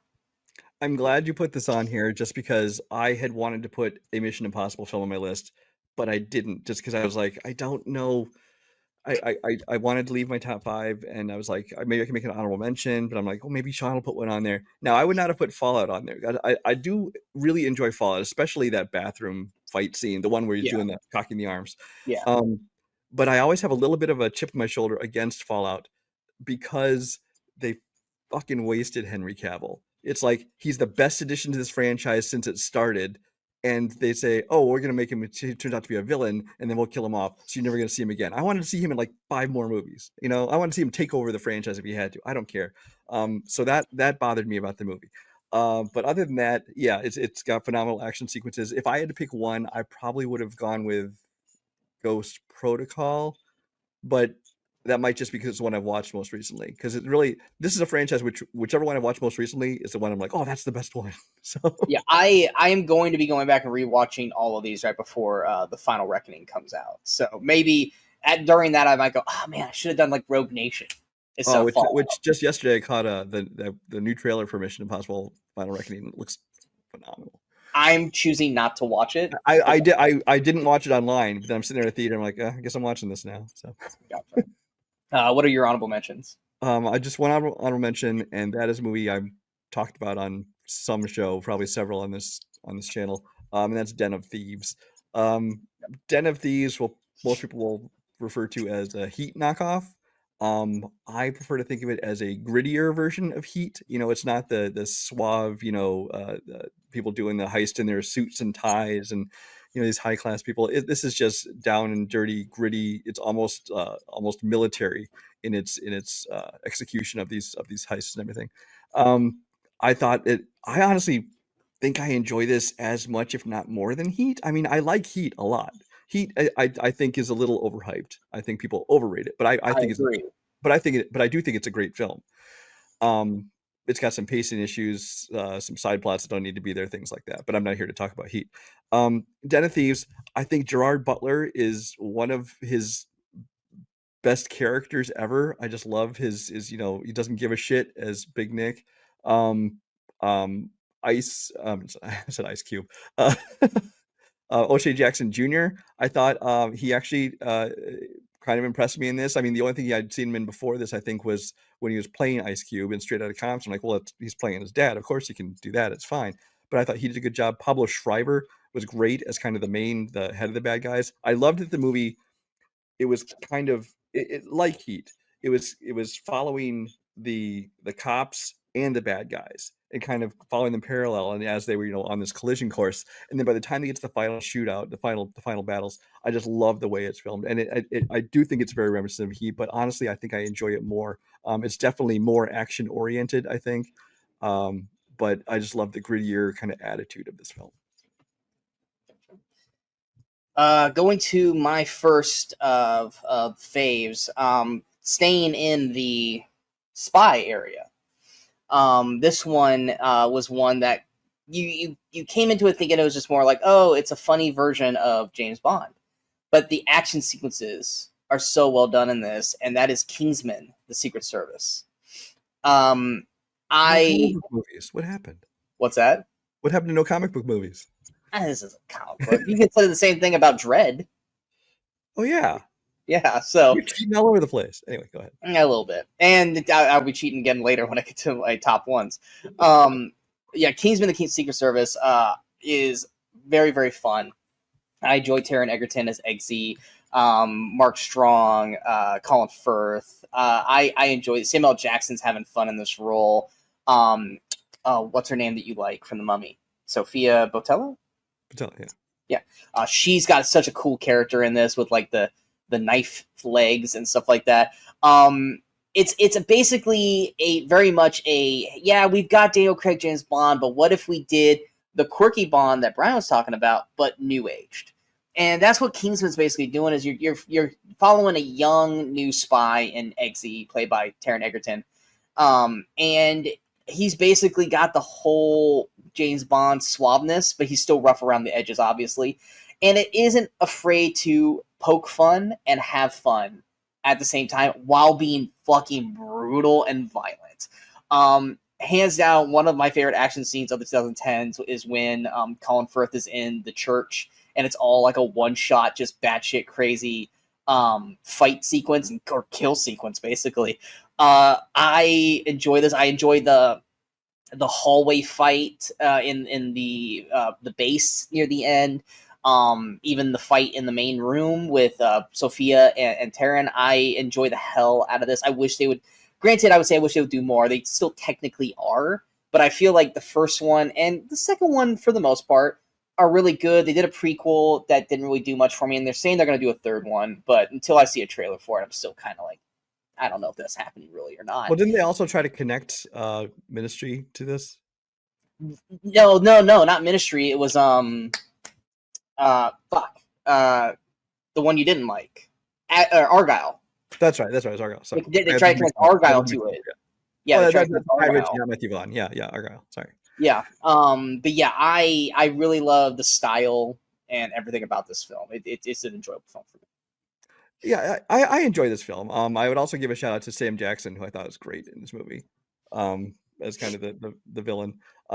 He gets to have fun with it. The only thing I don't like about this movie, and it's not really the movie so much as the country, is the fucking fashion in this movie. The suits and things they wear are so fucking ugly. From the sweater vests to the weird plaid suits to whatever they are. But that's a nitpick. It's not a reason to dislike the movie. This is a lot of fun. The second one I think was not as good as the first one. And yeah, that prequel didn't work for me at all. But this first movie I thought was a lot of fun. And also he had the best motivation ever to save the world. Yes, we're not going to say what it is, but it is pretty great. Yeah. What's your first one of your five? My first one I'm giving I've mentioned before, and this is where I did put The Raid. Because as far as just pure action, this movie is pure action. It starts off and it doesn't stop, and it's just action beginning to end. It's essentially the same story as Dread. Basically, they get to an apartment building and they got to work their way up the top like it's some kind of video game going level by level, to get to the boss at the top. But this is the movie that introduced basically America, well, most Americans, to Indonesian action films. And Iko Uwais, Yaya Ruhian, Joe Taslim, all these people were phenomenal in this movie. And it was just a new, like we said, a kind of brutal kind of martial arts. I always remember the one scene where he kicks some guy and pulls his head down along this jagged glass from a window broken. It's so bloody. And I put it in my top 5. I don't know if it's actually in my top 5 action, or to rank my top 5 action films of the decade, but I feel like it deserves it just because it was kind of something new. It was kind of introducing, kind of ushered in a whole new subgenre of action films for us to watch, and it really impressed me from the first time I saw it. Yeah, I watched this once, I think right around when it came out. It definitely deserves a rewatch because I don't remember too much about it other than just being awesome, but I can't I'm really surprised after you love The Night Comes For Us, you can go back and watch this, because the Raid 2 is also, I think some of the action scenes in Raid 2 are actually better than Raid 1, but Raid 2 does also get a little bit bloated with trying to expand the story, and I think it's like 2.5 hour movie too. It's like it's one of those movies that didn't need to be that big. They just tried to add too much story to it. Yeah, so these ones definitely require a rewatch for me personally. For some reason, I thought Raid was in the 2000s because I had it for, I had it on here and I deleted it. I think because I needed to like crop it down, but I thought I had it for the 2000s, but it could have been 2010s, and I just am remembering it wrong. Yeah, Because when you it said came it, I out was like, wait. I know it came out in 2012 because I remember I saw it the same day I saw an early screening like a month ahead of the Avengers release, which is 2012. Actually, you know what? No, it was on this show because I deleted this in 300 because you said that you were going to talk about 300, and I just deleted Raid because I was like, I don't remember enough to talk about it. So I'll Plus, just you're like, good, another open spot for me. exactly. My next one, we talked about him earlier, and I said I was going to bring him up, and that is Christopher Nolan. Inception. I love Inception. Inception is probably my favorite film from Nolan that is not anything with Batman. I love the cast. Leonardo DiCaprio, Tom Hardy. Once again, he was around, but he wasn't a huge name in my eyes. This was the introduction to Tom Hardy for me. Joseph Gordon-Levitt is great in this film. Once again, like talking about earlier in the films, And it was a action different Tom films. Hardy, by the way, too. What's that? Like we know Tom Hardy now is like this gruff. He's like Yeah. never always serious. But this he's like, oh, you mustn't be afraid to dream a little bigger, He's such a cocky ass. He's Yeah. a cocky, fun asshole in this movie. And this is one of those, like I said, I was talking about earlier in the show, where there's action stars, and then there are stars that are other things that have become action stars. Leo's not an action star. Joseph Gordon-Levitt, not an action star. Tom Hardy, I don't think anyone really knew him enough yet to really dub him one thing or another. Cillian Murphy, not an action star. These are all people. Ellen Page, or Elliot Page now, not an action star. These are all people who were just thrown into this movie, mainly because it's Christopher Nolan, and have put on a fantastic film. I love the heist aspect of it. I love the action that we do get of this movie. I love the world they create with everything that's in this film. It is top notch for me. I enjoy the the skiing like shootout where like they're skiing and they have to do the turn shoot kind of shot. I really enjoy this film for what it is, and I know some people have kind of like turned more sour to it now than it was back when it first came out. But this is one of those movies that has never turned sour. And then of course the crescendo for me is the Joseph Gordon hallway fight where everything's spinning around. Just the way they shot that. Like if you go back and watch behind the scenes stuff on that, it's so fucking cool. But yeah, I love Inception. This one I didn't consider for my list just because I didn't feel there was enough action to it. Definitely less than Hunger Games, but it is a great film, and the action sequences it does have, I think, are very well done. So, my next one is the best Die Hard movie that isn't a Die Hard movie, and that's Olympus Has Fallen.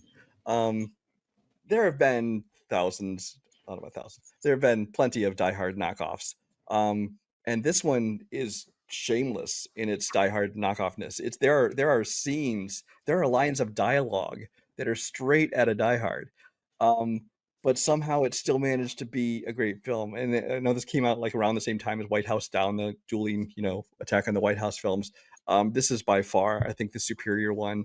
I think that a big part of that is, again, Gerard Butler. I think he has such a great presence, and he really creates a great character here that we love.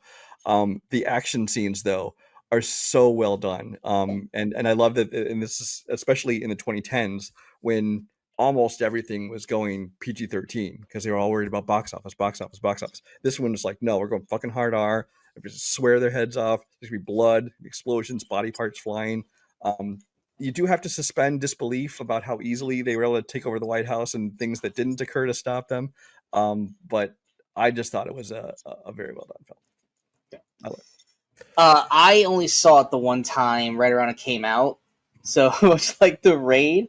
I can't give too much. I remember enjoying it. I don't know if it necessarily needed like 2 sequels to it, but it was also one of those. We did an episode one time called Sister Movies. Like, wasn't it this and White House Down came out around like the same time? Yep. So it's like you kind of just mix them, not mix them together because they're both clearly 2 different movies, but they all have the kind of same presence to it. But I mean, Gerard Butler action, I think, works a lot of the times. It's more the script. I don't ever not believe Gerard Butler as an action guy. It's more the script around him supporting his awesomeness for it. My next one, I feel like we're gonna have at least 2 out of the last 3, if not the same last 3. I really I don't think the third one. You don't think? Okay. Then I guess I won't go with my third one because I think you are talking about that. So I guess I'll go with the one that I don't think you're talking about. This is one of my favorite films of all time. Brian loves this movie. Maybe he took it out because technically it's a comic book. But I ain't going to talk about it here because I know it wouldn't get brought up in the comic book one. So I'm going to talk about it right now, and that is Scott Pilgrim versus the World. I have watched this movie more times than I can count. I can endlessly quote this movie. And yes, you think of this movie, you're like, that's not an action movie. It's like, it totally fucking is. It's about this guy fighting 7 evil exes. And I love how each fight is different than the previous one. They don't feel repetitive. They don't feel the same. And I love the cast. Mary Elizabeth Winstead as Ramona Flowers is an iconic, character to me. Michael Cera, once again, someone that you do not buy as an action hero ever, but he manages to make this shit look good. You got a Chris Evans right hot off of Captain America playing one of my favorite performances of his as it's Lucas Black. Lucas Black? No, not Lucas Black. Lucas Lee. Such a great one-off character. Brandon Routh coming off of Superman Returns as another phenomenal character that just makes my gut bust every time he's on screen. She does. That's bull roar. I love the aesthetics of this film. I love the way Edgar Wright shot this film. And like I said, the action scenes work for me. I like, because you're taking a bunch of actors who are not like Jason Schwartzman. Who would have thought he would be able to put that shit together? There's so many actors in this movie who should not be good at what they're doing, and they managed to make it all look great. Out of the movies that were left, this is the one I thought he might not have talked about because it's comic book, so definitely had to talk about this one. Yeah, I mean, it's a comedy first, clearly, but it definitely qualifies as an action film. I did eliminate it based on comedy. Now, I almost did leave it in because it's not like, Marvel, DC kind of comic books. I'm like, maybe I'll leave this one in. Because honestly, now I think about it, technically, 300 Rise of an Empire is a comic book movie. It is. But this one, I A, suspected you might talk about, and B, I just definitely wanted more spots on my list. So I'm like, you know what? I'll hold that one. You can do a comic book. I love Scott Pilgrim. I've watched that movie more times than I can count. I have the whole collection of the graphic novels back here somewhere. Yeah, great pick. Love that. Yeah. My next one is again kind of representative of a franchise. I wanted to pick one, kind of like you did with Mission Impossible. With me, it's Fast and Furious. I went with Fast and Furious 6. I think is the best of the bunch. It came out in 2013. This is obviously it's a franchise that started in the 2000s.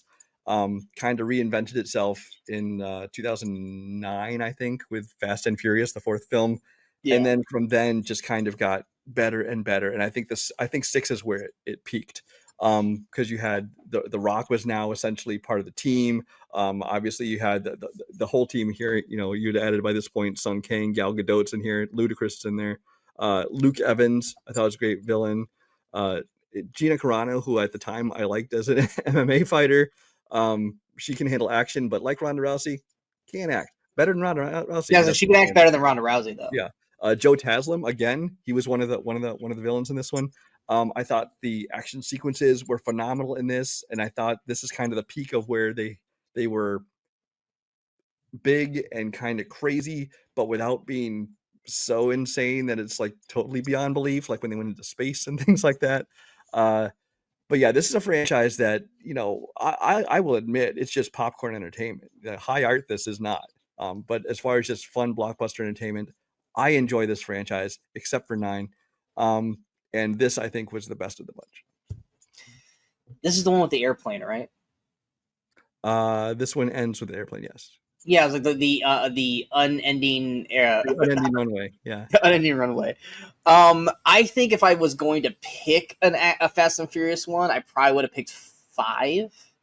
See, Um, I do love 5, but I love that by 6, Rock, instead of being against them, but it was now working with them. yeah, Dwayne Johnson. That's kind of what tipped the scales for me a little bit. And then 7, of course, is the one where the halfway safe through Paul element. Walker died, and so they kind of Yeah, had to Frankenstein that one. yeah. I probably would have picked 5 just for the safe chase at the end, because that was so Michael Bay without being Michael Bay. Yeah. But yeah, yeah, the Fast franchise, like I said, yeah, you're correct. Right when the fourth one came out, the franchise had changed from being like a Point Break with speeding cars and stuff, and became this just basically if you're a part of the Fast and Furious crew, you are invulnerable. It doesn't matter what happens to you. You could be blown up in a car. You're not going to have any scars or bleed or anything. You are basically superhuman. But it can still be enjoyable up to a point. I know when 6 came out, I still was enjoying it. I didn't really stop enjoying it probably until 9. And 9 is kind of was like my point where I was like, I don't give a shit anymore. But yeah, I can respect that choice. Going to the last 2 picks, pretty sure we're going to have the same things. So I'm going to go ahead and knock the obvious one out first, and we'll talk about the big one last, unless I pick the wrong one that Brian's going to talk about.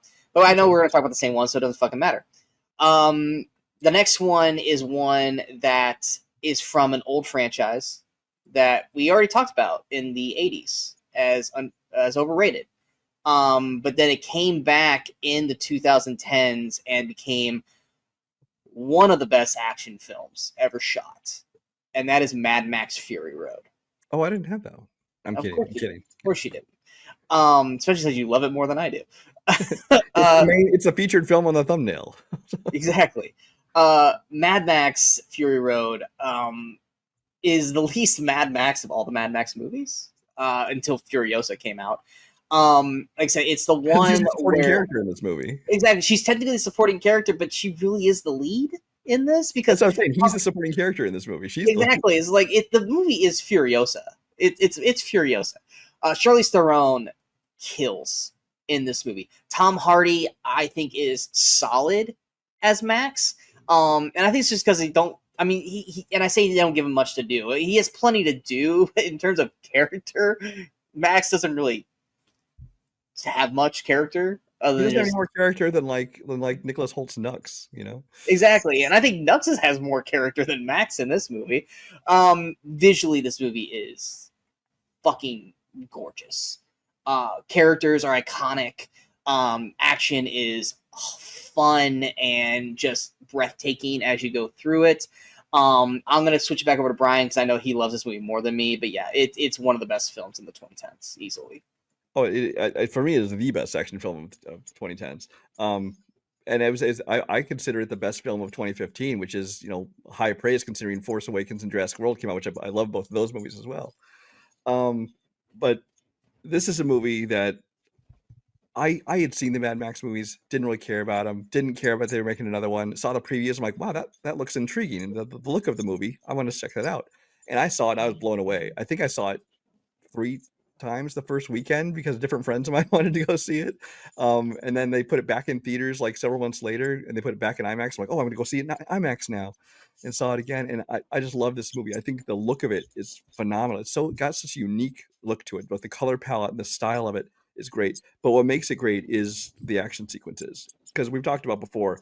It's a simple story. It's drive there, turn around, drive back. That's the plot essentially of this movie. But it's what they do with it. It's the journey there. It's the creativity, even the design of all the vehicles that they've Frankenstein together with pieces that are left over, in this post-apocalyptic world. It's the doof warrior, the guy with a good flamethrower guitar sitting up on a wall Yes. of speakers. Yes. It's the Cirque du Soleil people using like those poles to like go and snatch people off of the other cars. Everything about this is just so creative. It's so unique. Obviously they use CGI in this movie, but so much of it is done with practical stunts that it looks phenomenal. Love everything about this. The one other thing I do want to point out is the score. I loved the musical score to this movie. There's by the time we hit the 2010s, even the 2000s, I felt like there was almost no memorable scores anymore. I used to collect tons of CDs and stuff like in the 80s and 90s because whether it be John Williams scores or or things from Back to the Future, from Alan Silvestri, or even Die Hard. Like, I had these memorable scores I loved, but then they kind of hadn't gone anywhere. But then by the time this one came out, there's Pirates of the Caribbean was the only one really in the 2000s I noticed, and then this one, just I loved the music of this movie, and it's such almost like another character in this film. But yeah, this is essentially a perfect action movie for me. Yeah. Going to our last. Like I said, we've cheated throughout the show, and we're going to continue to cheat here. When you think of the 2010s, there is one. Granted, it's not a trilogy anymore, but there's 3 movies that immediately come together and are the epitome of the 2010s because, like I said, started the revenge, turned into gunfu, not gung fu, gunfu, and that's the John Wick trilogy. Even though, like I said, there's a 4th one now. John Wick. That one might be talked about in 2020s. So yes, we'll talk about the 4th one next time. John Wick. This started off as a really kind of felt like almost like a straight to DVD movie. It felt like another Taken knockoff. It felt like this was just like Taken. I was like, oh, okay, Keanu is just doing an action film because he kind of, after The Matrix, he kind of fell back into it's Keanu. He's Keanu now. He's doing a lot of small straight to video films, and yeah, exactly. He wasn't necessarily like out of the limelight, but he wasn't considered like a top tier star anymore. And then how comes this movie called John Wick? And like I said, the cast. I think you got John Leguizamo, Willem Dafoe. Like I said, names, but not like top tier names, but people that we enjoy and appreciate. What's his name from Game of Thrones? I don't think he had ever really done a legit movie before. Yeah, Alfie Allen. Like those are the big names. And then you've got, Keanu Reeves. But the main thing that why Keanu Reeves' character works so well is because they kill his puppy. And he goes on an insane revenge tour because Alfie Allen wanted his car. Like, it's just like that started everything. You go back to like, how did John Wick start? Well, he was retired. He was mourning his wife. His wife gave him a puppy. This guy wanted his car, so he killed his dog. And 1,000 people have died because of this. It's like, if you go back to, it's because this one jackass wanted his car and he killed his dog. I am not as huge of a lover as John Wick as I am as everyone else is. I think it's fine for what it is. It is everything. I think John Wick gets better every time. I loved John Wick 2. I like John Wick. I love John Wick 2. And I love John Wick 3 even more. The action and the choreography and the style and the way they shoot these films and the way they are able to pull this stuff off, it gets better every film as it goes. I love the cast that they bring in for each individual film. I'm not a huge fan of Ruby Rose, but I think she was solid in the character that she portrayed in the second film. I loved Common in the second one. One of my favorite scenes in 2 is when they're like, he's on the second floor and they're just like quietly shooting at each other with all these people around and no one seems to notice and they just keep missing. You're like, fuck, kind of thing. I love that scene. Obviously, Parabellum, the Halle Berry scene is amazing. John Wick has become this iconic character now, and now, I mean, like, it was, hey, we need to make the next Taken. Now it's, no, we need to make the next John Wick. And John Wick has taken over the action stratosphere. Like I said, all because a guy wanted his car and killed his puppy, and then the rest was history after that. Go on. Yeah, John Wick is a movie that came out, and you saw the trailer. It's like, okay, it's Keanu Reeves Taken, but I like Keanu Reeves. I'll check it out. Went and saw it opening weekend.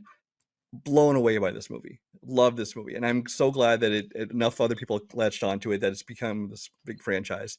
I think there's 2 things that made this movie such a success. One being the new style of, like you said, gun fu.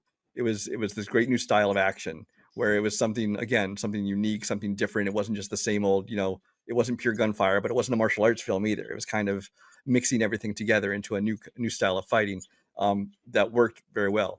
But I think the other thing that made this first film especially so phenomenal was the world building of John Wick.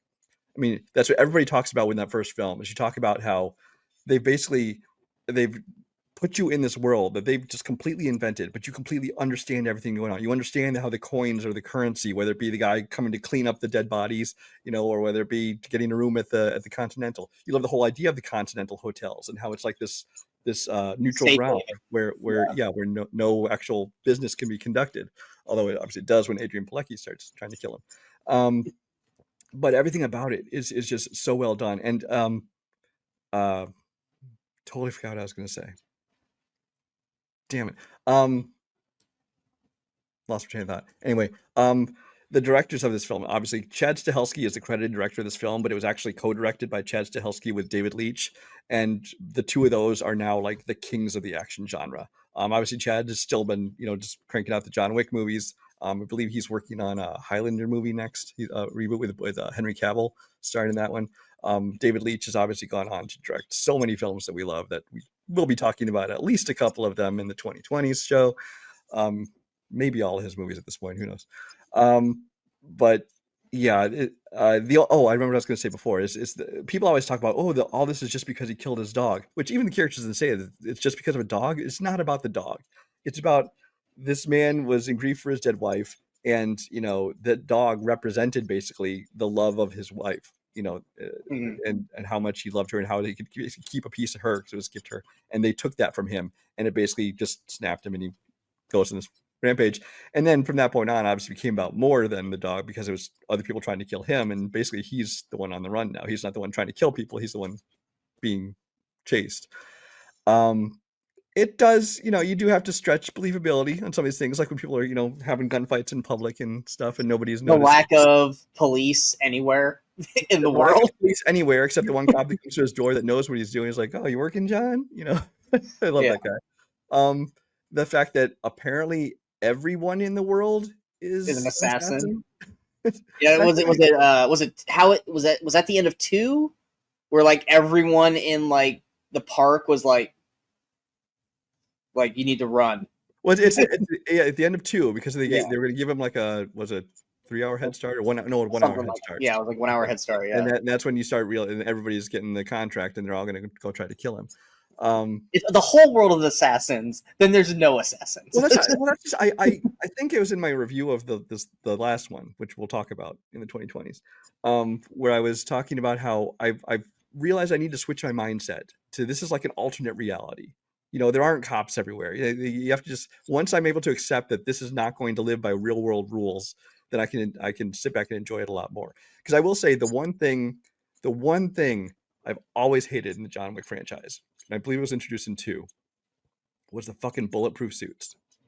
Because often everybody can just do this, and nobody can hurt them. And it's like, even if it's bulletproof, I'm sorry, the impact from that's going to anyway. It just looks ridiculous. It just became this stupid reason to let everybody be able to just have huge gunfights, and hardly anybody ever gets hit. And Keanu Reeves never gets hit because he's got his suit in front of his face. And I've always hated the bulletproof suits. That's the only thing I've disliked about this series. I just learned to accept it like you did with the cops. I was just like, I did. Like I said, even in started as soon as it started, I was like, okay, I have to accept it. But then by the time they got to the 4th movie, and there's even more crazy things going on, I was just like, I'm just accepting this alternate reality, and I love it, every bit of it. Yeah, and like I was saying, like I said, I love 3 because they added I'm blanking on the actor's name. The martial artist. His main is it Zero or Nero? Is his character name? At the end of 3, that he has like the big fight at the end. I'm trying to remember which is what. He's Zero. Mark Dacascos. Yeah. Mark Dacascos. Yeah. I loved his character. And the what? From Double Dragon. Double Dragon. You fucking would say Double Dragon. The only character I haven't liked is the oh god, I'm blanking on her. The one who comes in and it's like, I am in charge.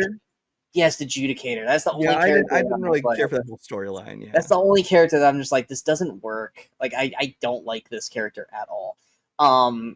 The one thing I thought was just like, and I would have loved if someone would have shot like a spoof of it, is, and granted this isn't the 4th one. I'm surprised there hasn't been a spoof of this, honestly. Is I would have loved someone to have like, because like when in the 4th one where they're all fighting up the big staircase trying to get to the place before sunrise. There's all this fighting happening and people getting shot and falling down the stairs. There's not a single person in the window going.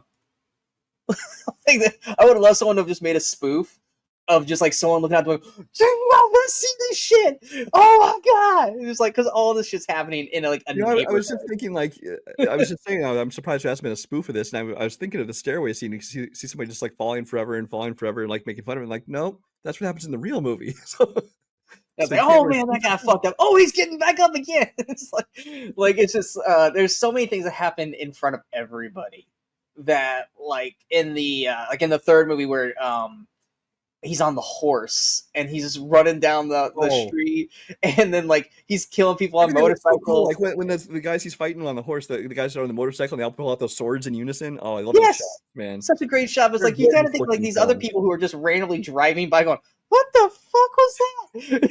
It was just so much. I so badly would love just like a comedy series. Like they tried doing it with NBC did it. I can't remember what the name of it was. Where it was based on like the insurance company who has to take care of like the DC characters, or like Damage Control or something like that. It was something like that. It was. I enjoyed Hudgens, right? Yeah, Hudgens and like Daniel Pudi and Ron Funches and Al Tudyk. And that was a fun concept. I would love a comedy of the people who. What was it? Powerless. I would love a comedy of just the world of people who are regular people who are just caught up in the John Wick, like just random people who are just like seeing this shit happen and just going, "What? Why does everyone have a gun? Why don't I have a gun? What is going on here?" It's just like because it's just insane all the shit that happens. Just like I said, one of the biggest problems I had with the fourth one is when they're fighting in the nightclub. And he's shooting and killing people. And there's these guys just going, like, no, motherfucker, you're supposed to be running. Get the fuck out. You're not still dancing, you jackass. But it's like, John Wick, though, is so entertaining that you can take all those annoyances and you just go, it's fucking John Wick. You know, and you can say the same thing with people who love Fast and Furious. Like, let's just Fast and the Furious. And it's like, yeah, but John Wick's still great, though. It hasn't done as many movies as Fast and Furious. So, I mean, I get if John Wick got to like 10, maybe we'd be attacking it too. But they might at this rate. I'm a little annoyed that they're making a John Wick 5, honestly. Yeah, especially since they effectively killed John Wick, which I don't even know if I even necessarily thought that he was dead at the end of the fourth one anyway. But it's just one of those things where they're gonna run it into the ground, and I think even Keanu is kind of like, guys, I don't want that to happen. Well, here's the only thing that gives me confidence though is Keanu was perfectly content with 4 being the last one. Yeah, and he was like, you know, if because he's obviously really close with Chad Stahelski and the whole team. And he said, if we can come up with a great idea, if they come up with a great script and stuff, then sure, I'd consider doing another one. But he obviously doesn't need to. He's making, you know, Matrix money and John Wick money and all this stuff. And now he gets to come around and do fun comedy stuff where he just gets to be himself. He doesn't need the work. So, and he was perfectly content with being done with 4. So the fact that he agreed to come back tells me that they must have a good story, because it's not the kind of thing where it's like some other director's taking over. It's the same guy. It's not, you know, it's the same writers. It's still Keanu Reeves coming back. So it gives me hope that he at least thought it was something worthwhile. Although it was such a good ending, I just hope they don't ruin it. Yeah, I mean, if anything, the one thing they need to have him do less is run. Because Keanu and Nicolas Cage are the 2 worst runners. They both look like their knees can't bend. But for me, John Wick, it seems appropriate. Because he is, but it just looks painful. Because of his age and the fact that he has gone through, and the fact that these movies all take place with, I want to say all 4 movies take place within 30 days or something like that. I think 60 days. It's definitely within 3 months. Yeah, it's in a very short span of time. So like all of the fights he's been in, all of the he's hurting, stabbed and shot, and it seems appropriate to me. I mean, yes, he looks goofy when he runs, but at least it's, you know, it fits. True. He could have that Tom Cruise run with the straight hands. Tom Cruise is faster than any fucker alive when he's running an action sequence. No one's going to catch Tom Cruise. But anyway, what were your guys' thoughts on the 2010s? What was your favorite action films? Did we mention them or did we not mention them? If we didn't, let us know in the comments below what your favorite action films, overrated, underrated, and best of the 2010s. We will be coming back next week for our final episode of Decades of Action with the 2020s. I get we're only halfway through the 2020s, but there's still plenty of action films to talk about. We'll be talking about that on that episode. Let us know, like I said, if you guys like this episode or like this series, like, share, comment, subscribe, let us know. And also don't forget to follow us on all the social media outlets you see below. And we will be back next week for the finale of Decades of Action 2020s. I'm Sean Waskrug. That is Brian Michaels. We are the Movie Crusaders. And until next time, in case we don't see you, go watch some movies, go have some fun.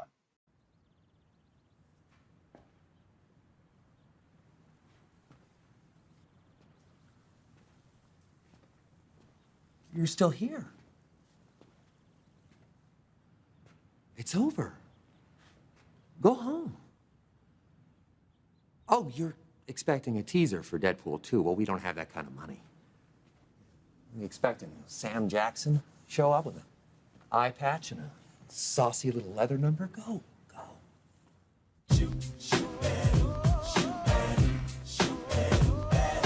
Oh, but I can tell you one thing, and it's a bit of a secret. For the sequel, we're gonna have Cable. Amazing character, bionic arm, time travel.